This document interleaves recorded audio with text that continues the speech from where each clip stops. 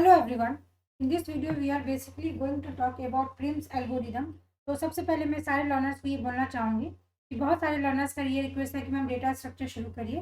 तो what we have decided is कि जो भी क्वेश्चंस आपके नवंबर 2020 में पूछे गए हैं उससे रिलेटेड एंड उससे expected questions we are going to upload on our channel. तो अभी तक अगर आपने हमारे चैनल को सब्सक्राइब नहीं किया तो सब्सक्राइब जरूर करें एंड बेल आइकन को नोटिफाई करना ना भूलें because in the coming months we have so many targets and we are going to provide you so many content related to your upcoming examination जो मई 2021 में है. तो चलिए हम आज का सेशन शुरू करते हैं.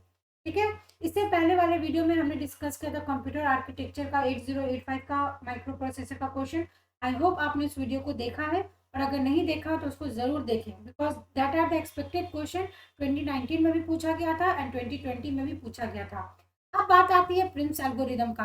अगेन मैं आपको बोलती हूँ कि आप प्रीवियस ईयर के क्वेश्चंस उठा के देखिए. Every time in the paper they are going to ask you Prim's या क्रूशिकल. ये दोनों ऐसा टॉपिक है जिससे एवरी टाइम घुमा फिरा के वो क्वेश्चन पूछेंगे. अगर प्रिम्स क्रूशिकल नहीं पूछ रहे हैं तो वो आपसे बीएफएस एंड डीएफएस पूछेंगे, आइदर ये या आइदर ये.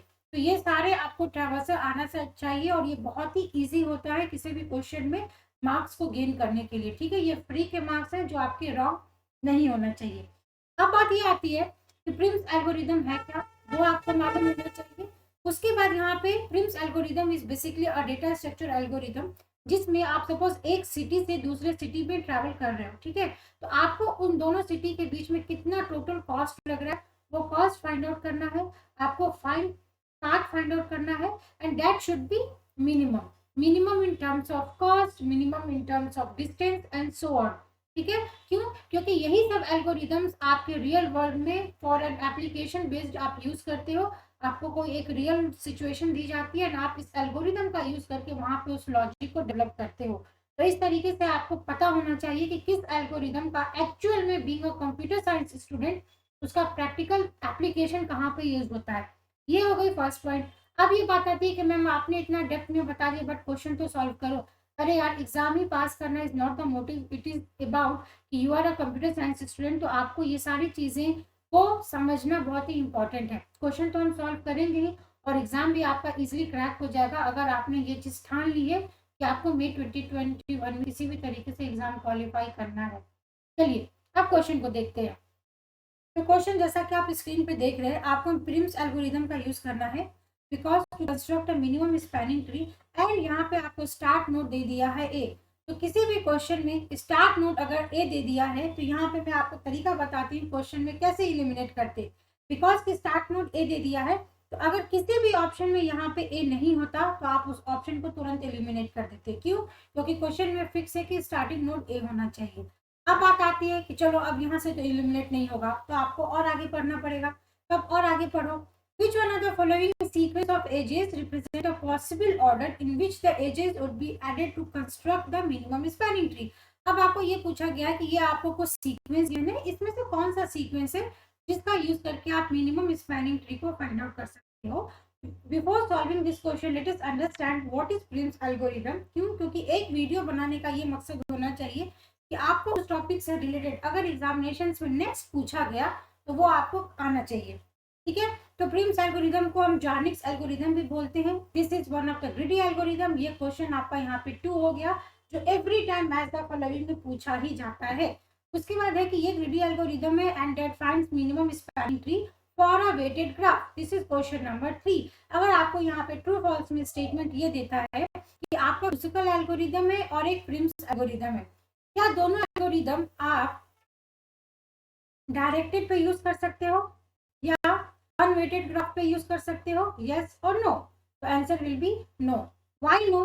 क्यों? क्योंकि अगर आप वेट निकाल रहे हो, आप पाथ फाइंड आउट कर रहे हो कि मिनिमम पाथ होना चाहिए तो उसमें वेट तो होना पड़ेगा ना. वेट होने का मतलब कि अगर ए से बी तक आपको जाना है तो आपको पता होना चाहिए इसमें 5 रुपए आपका लगने वाला है. अगर आपको ये डिस्टेंस ही नहीं मालूम, सपोज 5 किलोमीटर, अगर आपको नहीं पता कि this is distance is 5 kilometre, तो आप कैसे आइडेंटिफाई करोगे कि ए से बी पे जाना है, ए से सी पे जाना है या ए से डी पे जाना है? नहीं आइडेंटिफाई कर सकते. इसीलिए किसी भी ग्राफ का वेटेड होना कंपलसरी होता है अगर आप क्रूशिकल और प्रिम्स एल्गोरिदम को यूज करते हो. ये सेकंड पॉइंट है. थर्ड पॉइंट की वो अनडायरेक्टेड होना चाहिए. अनडायरेक्टेड का ये मीनिंग है कि अगर आप ए से बी पे जा रहे हो, ठीक है, और फिर आप ए से सी पे जा रहे हो, तो यहाँ पे हमने डायरेक्शन नहीं बनाया। लेट सपोज अगर इसका 2 किलोमीटर है, इसका 1 किलोमीटर है, तो मिनिमम कॉस्ट स्पैनिंग ट्री का मतलब होता है कि आप मिनिमम डिस्टेंस सेलेक्ट करोगे। तो आप क्या सेलेक्ट कर लोगे? ये वाला रूट, है ना। और डायरेक्शन का मतलब होता है कि हमने यहाँ पे डायरेक्शन लगा दिया, तो डायरेक्शन लगा दिया, इट इज फिक्स्ड कि आपको उसी रूट पे जाना है ना। This is what directed, undirected, what is weighted, what is unweighted, ये जो बेसिक कॉन्सेप्ट्स होते हैं ग्राफ और ट्री का, वो आपको मालूम होना चाहिए। उसके बाद प्रिम्स एल्गोरिथम का नेक्स्ट रूल होता है कि आपका स्पैनिंग ट्री में सारे वर्टिसेस कनेक्टेड होना चाहिए। And this has been asked in the previous year of UGC NET कि क्या प्रिम्स एल्गोरिथम में हम डिसकनेक्टेड कर सकते हैं? तो इसका आंसर क्या आएगा? नो। क्यों? क्योंकि प्रिम्स एल्गोरिथम का ये रूल ही है कि वहां पे हर एक आपके वर्टिसेस आपस में कनेक्टेड होने चाहिए, और अगर वो डिसकनेक्टेड होता है तो मुझे कमेंट सेक्शन में आप आंसर लिखिए, तो फिर आप उस एल्गोरिथम को क्या बोलोगे अगर यहाँ पे कनेक्टेड की जगह डिसकनेक्टेड हो जाएगा। ठीक है, तो ये आंसर आपको कमेंट सेक्शन में देना है। उसके बाद है and they must be connected with the minimum weight. तो ऑब्वियस सी बात है कि अगर आप मिनिमम स्पैनिंग ट्री बना रहे हो, तो जब भी आप किसी एज को सेलेक्ट करोगे तो वो एज क्या होना चाहिए? मिनिमम होना चाहिए। ठीक है। Time complexity of the algorithm is O V square. अब कोई भी क्वेश्चन उठा लो, अगर आप गेट का उठा लीजिए कोई भी प्रीवियस ईयर, या आप इसरो का कोई भी प्रीवियस ईयर उठा लीजिए, अगर आप केवीएस, एनवीएस, या अगर आप यूजीसी नेट का एग्जामिनेशन दे रहे हैं, ऐसा कभी कोई पेपर नहीं आता जिसमें आपको कॉम्प्लेक्सिटी डेटा स्ट्रक्चर में ना पूछा जाए। तो कॉम्प्लेक्सिटी ये बोलने की ही बात नहीं है कि आपको आपकी टिप्स पे याद होना चाहिए, रोट लर्न होना चाहिए कि अगर ये कॉम्प्लेक्सिटी आ गया तो उसके आपके क्वेश्चन सही होने चाहिए। अब यहाँ पे बात आती है कि प्रिम्स एल्गोरिथम को जब आप मैट्रिक्स के फॉर्मेट में लिखते हो तो उसका ओ वी स्क्वायर होता है। कॉम्प्लेक्सिटी क्या होता है, नहीं होता है, ये कभी भी यूजीसी नेट में नहीं पूछा जाता कि आप इस कॉम्प्लेक्सिटी को कैसे ड्राइव करोगे, वो सिंपली मैच द फॉलोइंग पूछेगा। उसके बाद जब आप लिस्ट के थ्रू इसी ग्राफ को बनाएंगे तो उसका ई लॉग भी होता है, where E represent edge and V represent what? Vertex. तो आई होप इस स्लाइड में आपके 5 प्रीवियस ईयर क्वेश्चन हम सॉल्व कर रहे हैं। तो इस तरीके से आपको कोई भी एग्जामिनेशन का प्रिपरेशन करना है। ठीक है। अब यहाँ पे चलिए हम मिनिमम स्पैनिंग ट्री का सीक्वेंस फाइंड आउट कर लेते हैं। तो बिकॉज कि आपका स्टार्टिंग नोड ए गिवन है, तो ए से हम कितने रास्ते पे जा सकते हैं? तो देखो यहाँ पे जो आपको 1 2 3 4 असाइन है, these are known as weight. ठीक है। और इसके बाद ये जो आपके एजेस दिख रहे हैं, this edges are what? Undirected edges. क्यों? क्योंकि यहाँ पे इस तरीके से एरो डायरेक्शन नहीं बना है। तो आई होप यहाँ पे क्लियर हो गया हो कि वेट क्या है, अनवेट क्या है, डायरेक्टेड क्या होता है और अनडायरेक्टेड क्या होता है। अब बिकॉज के क्वेश्चन में ए दिया है तो ए आपका क्या हो गया? यहाँ पे स्टार्ट नोड हो गया। ठीक है। तो स्टार्ट नोड से जाने का सिर्फ 2 ही रास्ता है, आइदर आप 4 सेलेक्ट करोगे और 8 सेलेक्ट करोगे। तो भाई अगर किसी काम को करने में आपको 4 रुपए लग रहे हैं और 8 रुपए लग रहे हैं, तो आप कौन सा सिलेक्ट करोगे? ऑब्वियस सी बात है, आप हमेशा सोचोगे कि मेरा खर्चा कम हो। ठीक है। तो मेरा खर्चा कम हो तो आप 4 रुपए खर्च करोगे, तो मैं ये वाला रूट सेलेक्ट कर लूंगी। तो जैसे ही हमने ये रूट सेलेक्ट कर लिया, तो अगेन एग्जाम में क्या करना है? टाइम भी मैनेज करना है। तो टाइम कैसे मैनेज करेंगे? फिर से ऑप्शन पे देखेंगे, तो चलो यहाँ पे भी ए बी है, यहाँ पे भी ए बी है, यहाँ पे भी ए बी है और यहाँ पे भी ए बी है। तो सॉल्व आपका क्वेश्चन नहीं हुआ। उसके बाद बी तक पहुंच गए, बी तक पहुंच गए तो फिर यहाँ से 8 पे जा रहे हैं और यहाँ पे 11 पे जा रहे हैं, तो मैं कौन सा रूट सेलेक्ट करूंगी? 8 रुपीज वाला। तो मैंने 8 सेलेक्ट कर लिया, तो यहाँ से BC होना चाहिए। अब जैसे ही मैंने BC सेलेक्ट किया, अब मैं ऑप्शन में देखूंगी कि बिकॉज कि हमने अभी पढ़ा है जो आपका प्रिम्स एल्गोरिथम होता है, रूल ये बोलता है कि आप मिनिमम डिस्टेंस वाला सेलेक्ट करोगे एंड साथ में वो कनेक्टेड होना चाहिए। ठीक है। तो अगर आपने एक बार ए से चला और आपने बी तक पहुंच गए, तो बी के बाद आपने देखा कौन सा रूट है, 8 वाला सेलेक्ट करोगे तो BC। तो BC किस में है भाई? तो इसी ऑप्शन में तो मिला। इतनी मैंने राम कहानी पढ़ी, पर जब आप इस क्वेश्चन को एग्जाम में सॉल्व करोगे तो let me tell you 10 second से ज़्यादा इस क्वेश्चन को सॉल्व करने में आपको लगना ही नहीं चाहिए था। अगर ये प्रॉपर्टीज आपने सॉल्व किया है तो 101% मैं श्योर हो गई कि इसका ऑप्शन 3 ही सही होगा। मुझे और कोई ऑप्शन देखने की जरूरत ही नहीं है, मुझे सारा सीक्वेंस चेक करने की जरूरत नहीं है। क्यों? क्योंकि जब कनेक्टेड की बात होती है, अगर मैं बी तक पहुंच गई हूँ तो बी के बाद तो सी होगा ही, तो बी के बाद सी एक ही ऑप्शन में है। ठीक है। ए के बाद एच कभी होगा क्या? एच तो होगा ही नहीं। जब हमने ये सेलेक्ट कर लिया तो एच तो कभी आएगा ही नहीं, तो एच वाले सारे ऑप्शन आपके कैंसिल हो जाएंगे।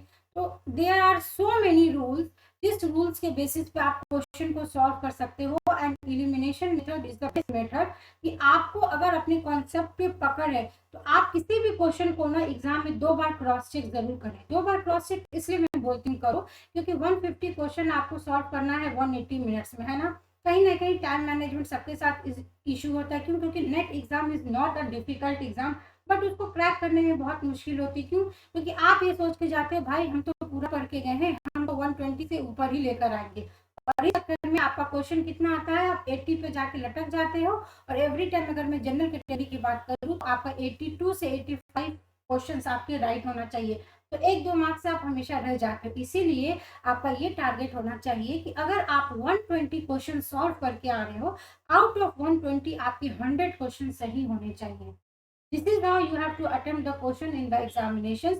तो आई होप आज का जो सेशन है जिसमें हमने प्रिम्स एल्गोरिदम को एक्सप्लेन किया है, अगर वो आपको अच्छा लग रहा है तो आप जरूर चैनल को सब्सक्राइब करें, because we are going to continue this series, जिसमें हम 2020 के सारे questions with explanation, with concept and with expected question आपको सॉल्व करके बताएंगे। तो अगर इस वीडियो में कोई भी डाउट होगा तो इसी वीडियो के कमेंट सेक्शन में मेरे से पूछ लेना। एंड नेक्स्ट इंपॉर्टेंट कि भाई बिना असाइनमेंट के तो मैं मानती ही नहीं हूँ, तो आपको क्या करना है, क्रूशिकल एल्गोरिदम का क्वेश्चन में मुझे यस नो में बताना कि क्या क्रूशिकल एल्गोरिदम भी ग्रीडी एल्गोरिदम होता है, यस और नो। इसके बाद क्रूशिकल एल्गोरिदम का टाइम कॉम्प्लेक्सिटी क्या है। तो दोस्त learner who are watching this video, I just want जो भी एक्टिव मेंबर्स हैं वो जरूर इसको आज का आज रिवाइज करें, सो दैट यू विल, आप एक बार अपना नोट्स तो पलटोगे ना यार। अभी ऐसे भी एग्जाम में आपका कितना है, 60 डेज ही तो लगे हैं, तो आप नोट्स पलटना शुरू करिए अभी से। और अगर आपको कोई भी डाउट होता है तो आप टेलीग्राम चैनल पे ज्वाइन कर सकते हैं। एंड अगर आपको लाइव क्लासेस ज्वाइन करना है दैट आर एब्सोल्युटली फ्री, तो आप इसी वीडियो के कमेंट सेक्शन में पूछ सकते हैं, या फिर आप टेलीग्राम पे ज्वाइन होकर पूछ सकते हैं। Daily at 1 PM in the afternoon and 10 PM at the night. Currently, we are studying computer organization and architecture. So I hope you like the video. Just share with your friends and thanks for watching. Thank you so much.